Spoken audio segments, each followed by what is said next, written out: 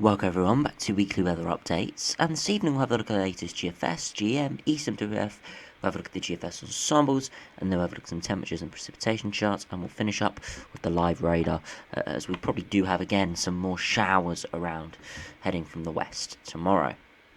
Now do remember, if you enjoy my videos, make sure you do like and subscribe, and do remember to follow me on Twitter as well, link is in the description. But we are increasingly likely going to be seeing some quite hot and dry weather coming up towards the end of next week, sort of by maybe the 15th, 16th, 17th of July. We're going to start to see some quite warm weather taking over the whole of the country. So we do have high pressure looking like it's going to be sitting over the top of us. So if we run through the latest GFS to show that, you can see at the moment we do have a few troughs over the top of the country, which is giving some rain. And as we head through Monday, it looks like there could be some more persistent rain in the south. Does look like there could be quite heavy rain through Monday. However, as we head into the week, that low pressure starts to sort of edge away, and this high migrates up from the southwest and sort of sits over the top of the country. Now, in this scenario, we have reasonably warm upper air conditions. If we do load that up quickly, you can see upper air conditions are reasonably warm, not super hot, so we're not likely to see temperatures get up well above 30 degrees or anything, but mid-20s, maybe even high 20s is very possible towards the end of the next week. And that high pressure sits around, trying to get pushed away by this low, and it eventually starts to get edged away. But by that time, we've been sitting under that high for about a week, and so temperatures built quite extensively, and it feels very warm under that as well, with dry conditions. Before, looks like low pressure is going to try and push into the north and west, but it's also drawing up some hotter air from the south, so we could be seeing some hotter temperatures even then in the south and southeast. But relatively unsettled with that, regardless of the temperatures. So it's looking like we could be seeing quite a dry and warm spell coming up. We'll have to see how it compares across all the models and the ensemble members, but looking quite encouraging on this latest GFS. If we have a look at the GM, you can see we've still got those troughs over the top of the country over the next few days, potentially for some heavy rain through Monday and Tuesday. Before that high pressure starts building by Wednesday, and by Thursday it's pretty much built across the whole country. Now the centre of the high is out towards Ireland and sort of southwest England. You can see it's actually got some quite hot air within it on this latest GM. And you can see we could be seeing some very hot conditions. And this is a scenario where it's not just going to be the south and southeast that gets favoured for the hot conditions because it's near the continent, therefore dragging in quite warm air.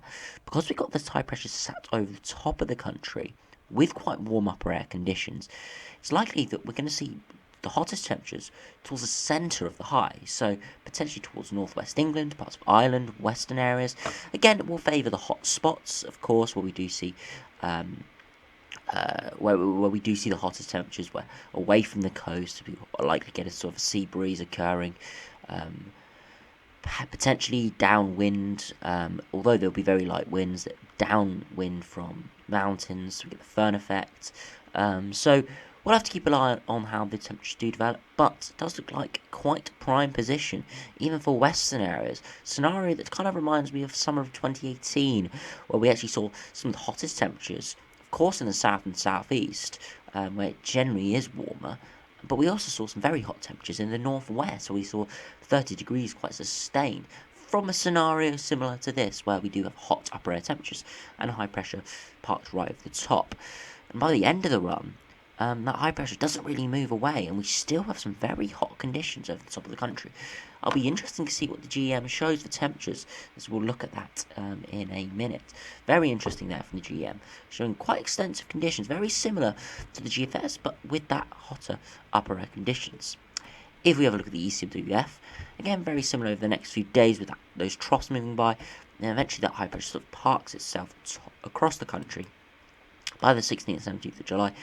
Upper air temperatures aren't quite as warm, but still getting quite warm towards the end of the run. As the high pressure migrates further eastwards, it could allow hotter air to come up from the south, but also that brings in the potential threat of a trough developing, which could spark off some thunderstorms. So perhaps a little bit shorter lived there on the ECMWF, but still looking like a good few days of quite hot, warm and dry conditions. If we now have a look at the GFS ensembles, you can see that well reflected over the next few days. Temperatures around average. We do have that rain spike, as we do have precipitation heading across the south. You saw that with those charts with the little trough. And then temperatures get well above average towards the 16th to the 20th of July, and perhaps even beyond that, with temperatures around 4 or 5 degrees above average. There is some precipitation signals in the longer term, even though temperatures do remain above average, and that's probably because troughs are going to try and push in potential for some thunderstorms, etc. from the south. So we'll have to keep a look on that in the longer term. As always, the high pressure will break down at some point, so we'll have to keep an eye out for when that may be. But looking very encouraging for the middle, third, and potentially the last half of July. If you look at the 2 meter temperature, you can see again, the next few days, temperatures around 20, 21, 22 degrees. Beyond that, temperatures start to rise to around 25, 26 degrees quite consistently, and we could even see some higher temperatures than that towards the 19th, 20th of July, depending on the exact model you're looking at. So looking very nice. If you have any plans for the middle of July, potentially even very hot conditions for sort of Freedom Day, so we'll have to keep an eye on that. If we now have a look at precipitation charts, we'll run through the GFS briefly, and then we'll have a look at the GM, as that GM really was quite exceptional. So you can see into tomorrow, you can see temperatures around tomorrow afternoon around 20, 21, maybe 22 degrees in the London area for Wimbledon and the Euro final, of course. Looking quite pleasant in the conditions. Probably going to be quite warm and muggy though, around 21, 22 degrees, but not going to be overly oppressive and not too hot. So decent conditions for tennis and for the football. But does look like potentially towards second half of the football into potentially, if there is any extra time and penalties, it does look like there's increasing chances of some rain from that weather front in from the west. But we'll look at precipitation in a minute. If we move through Monday into Tuesday, you can see temperatures again around 21, 22 degrees perhaps, going quite widely. Lower temperatures around 16, 17 degrees, perhaps potentially further northwards. Then through Tuesday, temperatures start to rise a bit, 22, 23 degrees quite widely as the high pressure starts building from the west. We start seeing nice conditions by Thursday the 15th, potentially 23, 24 degrees in the south. And then potentially again Friday, widespread 22, 23, 24 degrees. And then Saturday, again, maybe 24, 25 or even 26 degrees. As you can see, temperatures contrasting in the north and even parts of Western Ireland as well, where that high is sitting over the top of western areas. And then by Sunday, temperatures again very hot, around 25, 26 degrees. Again, potentially for the hottest spots to be part of northwest England, and again, of course, in the London area as well. And then as we head towards day 10, we won't go much beyond day 10 as it gets quite uncertain. And then 26, 27 degrees, especially further northwards as well. So as I said, those temperatures could be confined further northwards as well, and even parts of southwestern areas, which normally see a sort of a sea breeze, could be quite warm inland as well. As those temperatures those winds look very light with that centre of the high. And as we head towards Tuesday, around 28 degrees potentially in the west, maybe even 29 degrees. So looking very pleasant there by the 20th of July. If we do have a look at the GEM for the temperatures, it will be very interesting to see what it does show over the next 10 days.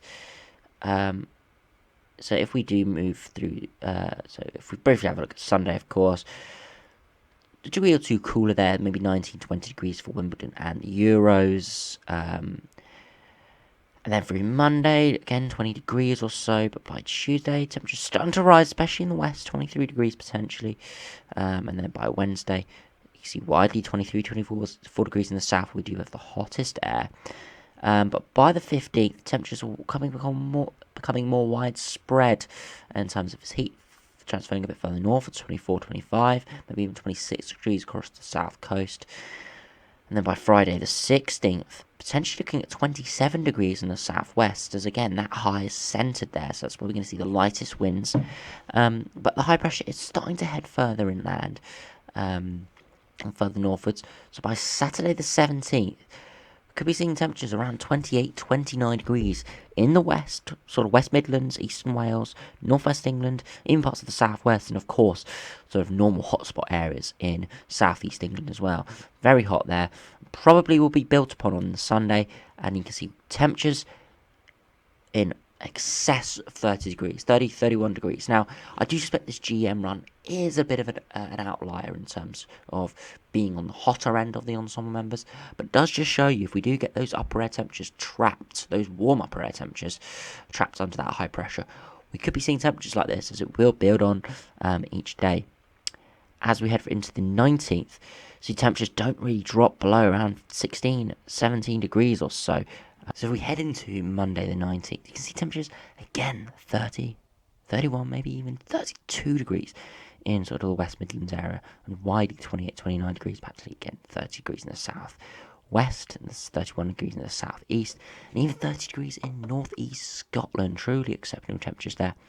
And as we head into the 20th of July, can't quite get to the peak of the heat in the day, but 28, 29 degrees as of 12 p.m. So could be seeing some very, very hot conditions with that. So we have to really keep an eye on if that GEM run it comes to fruition. If we now have a look at the precipitation, we'll just look at this for the next few days, covering the Euros and Wimbledon tomorrow, and that heavier rain. See, there were some afternoon showers today. There was some more persistent rain in the southeast early this morning into early afternoon, but again, it really fizzled out, and it was just more sort of high-level cloud with some areas of light rain. Potentially further southeast and sort of Kent, it did get a little bit heavier, but generally most areas just saw on and off light rain. As we have through this evening, showers do sort of fade away, but we do see this weather front that we can start to see on radar now, spreading through, potentially some showers and thunderstorms in the northeast ahead of the weather fronts. The weather front starts to move through, so the Wimbledon final should look decent. If it does go on too long into the afternoon, maybe 5, 6 p.m, rain does start to come in, but we'll need a pretty long game to get towards that. And then by the England game at Wembley, again, some light rain trying to push in, and then potentially some heavier rain towards sort of 10, 11 p.m. So we have to keep an eye on that as that weather front does move through. Again, more showers and thunderstorms on Monday, and then we could start to see more persistent rain heading to the southeast as it looks like an area of low pressure, as we saw on the pressure charts, heads up through the channel, potentially importing some thunderstorms from France. Could give some more heavy rain, so we'll have to keep an eye on that. But beyond that, things looking a lot drier as high pressure takes hold. If we finally have a look at the live radar, if we briefly refresh it, you can see at the moment we do have some isolated showers further northwards. Again, starting to die out, but still a few heavier parts in that. But other showers around England have started to fade away.